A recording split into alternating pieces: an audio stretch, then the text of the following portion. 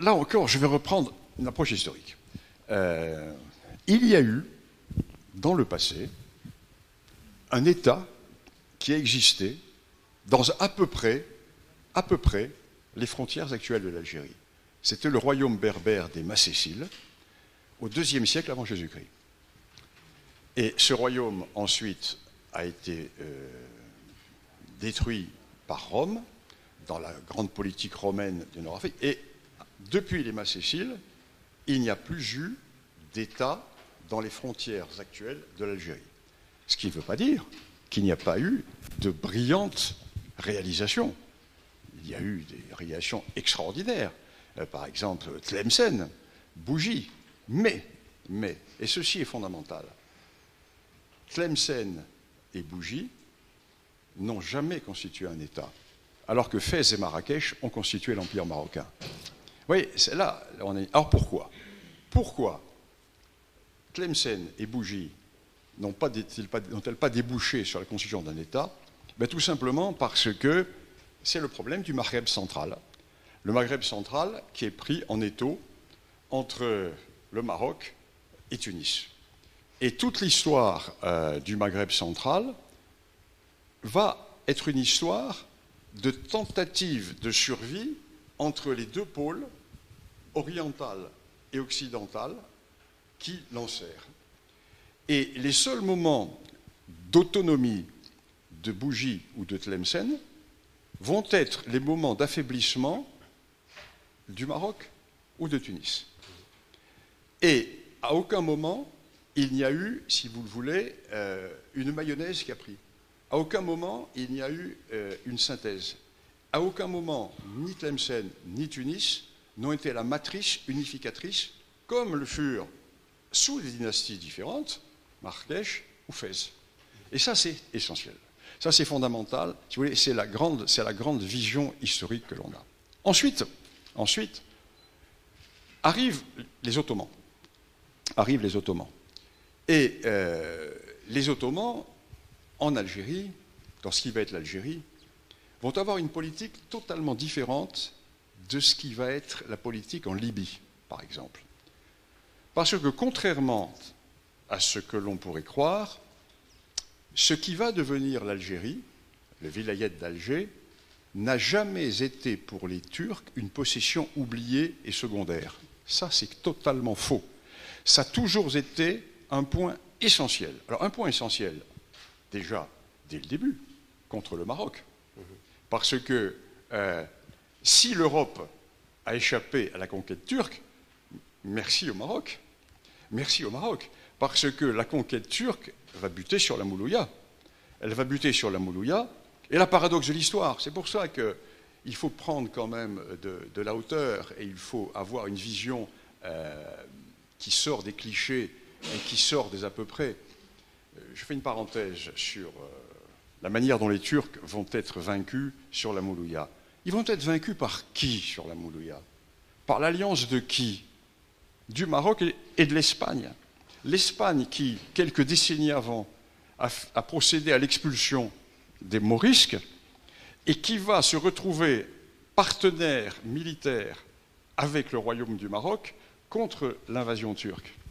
Et il va y avoir une alliance de fait qui va se produire à ce moment-là, lorsque notamment la garnison espagnole d'Oran, qui est dirigée par le marquis del Caudete, va prendre à revers les forces turques que les Marocains venaient de culbuter. Donc, si vous voulez, l'histoire est complexe, l'histoire est compliquée. L'histoire n'est pas faite que de blanc et de noir. Il y a des tranches qui sont de couleurs différentes. Alors donc, les Turcs, pourquoi les Turcs ne vont-ils pas laisser en Algérie se développer un pré-État national?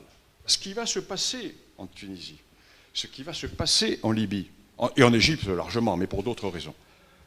Parce que les responsables turcs qui sont sur place à Alger vont vouloir maintenir le statut colonial, le vrai statut colonial, avec les Ottomans qui sont vraiment à la tête de cette administration, de ces trois vilayettes qui vont constituer l'Algérie plus tard. Et pour maintenir leur pouvoir, il leur faut une caste militaire. Et cette caste militaire, ce sont les janissaires. Il va y avoir à peu près 4 à 5 000 janissaires qui vont tenir une partie de l'Algérie alliée à un certain nombre de tribus qui vont être les tribus qu'on appelle les tribus marsennes. Et le recrutement des janissaires se fait en Turquie. On ne recrute pas des janissaires au Maghreb. Le janissaire, c'est un Européen. Le janissaire, c'est un Slave. C'est un Serbe. C'est un enfant kidnappé, qu'on enlève dans les zones chrétiennes qui sont contrôlées par les Turcs. Un garçon sur 4 doit être donné pour former les janissaires. Ils sont enlevés à leur famille, ils sont élevés, et on en fait la troupe d'élite des janissaires. Et le recrutement des janissaires se fait dans ces zones. Et non pas au Maghreb. Ce qui fait que le pouvoir turc d'Alger dépend toujours étroitement de Constantinople, parce que c'est Constantinople qui lui envoie cette force militaire. Ce qui fait que ce premier point va empêcher la naissance d'une élite pré-nationale. En plus de cela, il y a le problème kabyle, parce que les Ottomans ne sont jamais rentrés en Kabylie. Entre la direction turque d'Alger et la direction turque de Constantine, il faut passer soit par la mer, soit en achetant le droit de passage aux tribus kabyles qui ne laissent pas passer les Turcs. Donc, il n'y a pas du tout d'évolution vers un État pré-national. Et puis vont arriver les Français. Alors j'allais dire que là, c'est le summum. Parce que passons la première période française, qui est la période, j'allais dire, d'approche intelligente, réelle, où il y a un frein au colonna. Il y a une volonté, une prise de conscience du fait que ce territoire n'est pas la France. Et que la vocation de la France n'est pas d'y rester. Souvenez-vous des débats qui vont avoir lieu en France. Que fait-on de cette conquête après 1830 ? Qu'est-ce qu'on en fait ? On part, on revient, bref. Finalement, de fil en aiguille, la conquête se développe.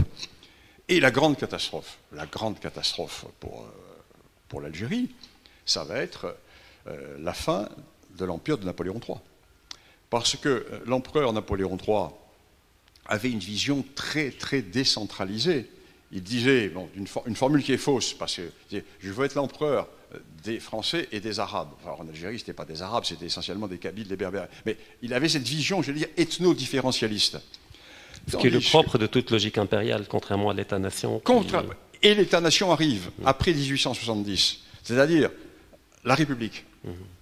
Et la République qui va tuer absolument tout ce qui pouvait exister encore d'élite au sein de l'Algérie. Et la République va jacobiniser.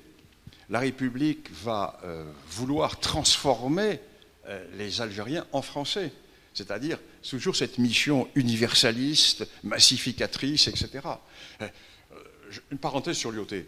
Quand Lyautey arrive au Maroc, sa première phrase, surtout ne pas algérianiser le Maroc. Ça veut dire quoi ? Ça ne veut pas dire mettre les Algériens au Maroc. Ça veut dire ne pas administrer le Maroc comme a été administré l'Algérie, c'est-à-dire avec des préfets qui arrivent de Lyon, qui demain sont préfets de Constantine, etc.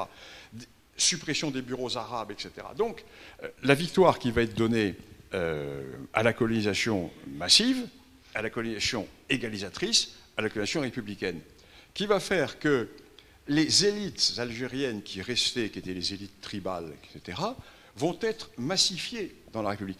Prenez l'exemple de la révolte de Mokrani. Mokrani qui est un grand seigneur. La révolte de Mokrani, la révolte de Kabyle de Mokrani. Mokrani est chef féodal de toute une partie du Constantinois. Et Mokrani est allié aux Français. Son père, d'ailleurs, a été un des premiers alliés aux troupes françaises. Et du jour au lendemain, après la révolution de 1870, Mokrani est convoqué par le général commandant la région de Constantine, avec lequel il a d'excellents liens, et il lui dit, écoutez mon ami, Voilà, il y a une révolution qui est faite en France. Maintenant, ce ne sont plus les militaires qui dirigent. Vous, votre titre disparaît. Vous êtes, écoutez-moi bien, vous devenez conseiller municipal du village dans lequel est votre résidence. Mokrani, mais attendez, on parle de quoi là? On parle de quoi? Et Mokrani va se révolter. Une révolte aristocratique contre justement cet aspect jacobin qui a été introduit par la République, par cet esprit démocratique et égalitaire. Et ce qui va se passer, c'est que au moment de l'indépendance, les élites algériennes, car il y avait des élites, auront disparu. Soit elles ont été totalement francisées, elles ont été liquidées par le FLN, soit elles ont été complètement dépassées par des élites révolutionnaires issues du parti de la résistance algérienne, du FLN, etc. Tandis que au Maroc, et en Tunisie un peu moins, mais toujours au Maroc, si vous prenez la liste des dignitaires à la veille du protectorat, des dignitaires dans l'administration, etc., et vous reprenez la liste au lendemain de l'indépendance, ben vous retrouvez bien souvent les mêmes familles. Pourquoi? Parce qu'il y a des élites traditionnelles. En Algérie, il n'y en a plus. Il n'y en a plus. C'est ça, c'est le grand problème. C'est-à-dire que les élites algériennes ont été broyées, mais comme en France. Comme en France, les élites régionales ont été broyées par la République, ont été broyées par la Révolution française, ont été broyées par le jacobinisme. Et là, en fait, la France a exporté en Algérie la Révolution de 1789. Et avec tous ces principes délétères, et ces principes qui font que l'on arrive à des résultats catastrophiques.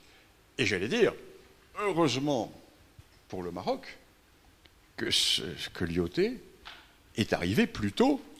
Imaginez si le Maroc avait été dirigé à l'époque du protectorat par un représentant issu de l'élite jacobine, ce qui serait passé. Haine de la monarchie, haine des élites traditionnelles, etc. Le Maroc aurait été détruit. Donc voilà, grosso modo, si vous voulez, si on veut prendre un peu sur la longue durée le phénomène de l'évolution, pourquoi certains éléments existent. J'étais un peu long peut-être là dans ces... Non, au contraire, on apprend en permanence avec vous. Alors il y a premièrement, si j'ai bien compris, il y a le fait que, enfin, le malheur des territoires qui constituent actuellement l'Algérie, car ça n'a jamais été l'Algérie historiquement, c'est que ces territoires ont toujours été administrés directement par les deux empires qui sont succédés. Les Turcs à travers des janissaires, qui sont une population... C'est une xénocratie, c'est-à-dire c'est des étrangers qui sont amenés dans un territoire... Mais pas en Kabylie, parce qu'ils n'ont jamais administré la Kabylie. Mais le reste des territoires. Ouais. D'accord, donc c'était administré directement, donc ça a empêché l'émergence d'une élite consciente d'elle-même, etc. Et puis il y a eu la colonisation avec une approche plutôt de gauche, universaliste, déracinante, qui a déconstruit les derniers germes qui auraient pu... Même quand elle était de droite. D'accord. De gauche ou de droite, c'est toujours le même système. Donc c'est plutôt républicain, monarchiste comme l'IOT, donc c'est plutôt ça le clivage entre les deux. Et donc j'ai deux questions rapidement. La première, c'est que peut-on dire que le messianisme que va adopter l'Algérie durant la guerre froide à travers le panarabisme a été une manière d'exister quand même, malgré l'absence de possibilité historique d'exister indépendamment de tout messianisme? Était-ce une forme de fuite en avant, comme pour mieux cacher l'absence de profondeur historique? Ça, c'est la première question. Et la deuxième, elle est corrélée à la première. Parce qu'au fait, quand on n'a pas de tradition étatique, on a quand même un fond historique. Il y a du commun entre l'Algérie et le Maroc, et Sa Majesté le Roi le rappelle en permanence, cette fraternité, parce qu'effectivement l'Algérie a toujours participé du rayonnement marocain à travers les consolidations politiques que furent les différents empires marocains, et donc elle aurait pu se prévaloir et invoquer cet héritage commun qu'elle a vécu à travers le Maroc et avec le Maroc pour continuer à exister en tant qu'État frère. Alors, comment ces basculements étaient faits quand même vers une forme de haine et d'hostilité, alors qu'il y avait tous les moyens d'une forme de fraternité sans qu'il y ait eu de complexe ni d'antagonisme? Il y a une question supplémentaire que je n'ai pas abordée. C'est que l'Algérie, dès les années 1946-49, au sein du courant nationaliste algérien vont exister deux courants. Le courant berbériste et le courant arabiste. D'où la fameuse crise berbériste des années 49-50, qui vont voir au sein du mouvement de Messali Hadj l'éviction progressive des berbéristes et leur remplacement par les arabistes.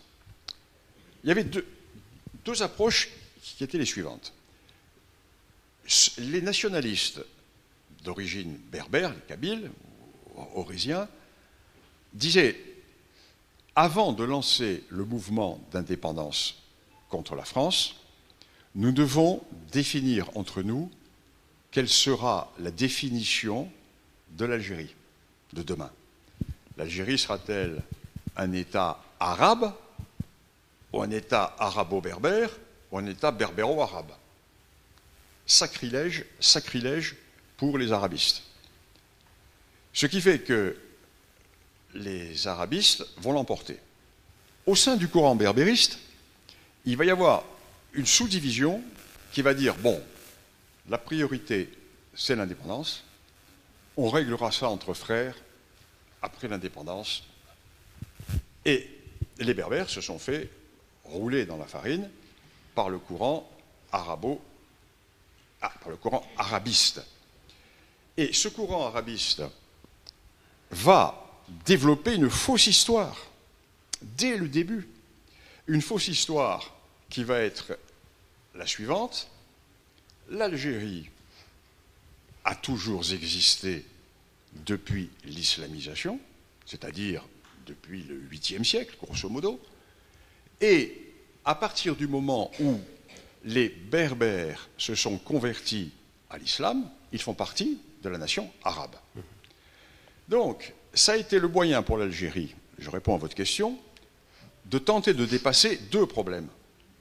À la fois le problème de la cohésion interne, et deuxièmement le problème de l'affirmation internationale. Donc là, nous sommes au cœur du problème. Si vous voulez, c'est toute la querelle entre le GPRA et l'armée des frontières. Là, on est vraiment au cœur même de, si vous voulez, j'allais dire, de la question philosophique algérienne aujourd'hui. Et lorsque l'on a vu, n'est-ce pas, certaines manifestations du Hirak et certaines discussions qui se sont produites quelque temps avant, l'on voit que ce non-dit ressort.